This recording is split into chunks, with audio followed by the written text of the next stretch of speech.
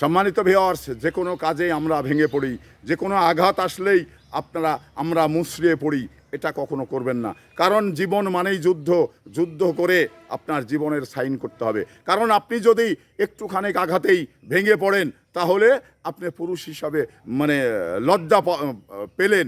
তো এই লজ্জা না পেয়ে আপনি শক্ত করে ধরুন। কারণ আমাদের যারা পুরুষ, তাদের উপরে অনেক দায়িত্ব রয়েছে, অনেক দায়িত্বগুলো আমাদের কিন্তু দৈনন্দিন জীবনে পালন করতে হয়। তো এতে করে আমি মানে রাগ করেছি না কেন, এতে পড়ে আমি ভেঙে পড়েছি না কেন, আমি হেরে গেছি। কারণ আমি হেরে যাওয়া যাবে না। এই দুনিয়ার জিন্দগিতে যতটুকু সময় আল্লাহ পাক রেখেছেন, অতটুকু সময় আমাকে সংগ্রাম করতে হবে, যুদ্ধ করতে হবে।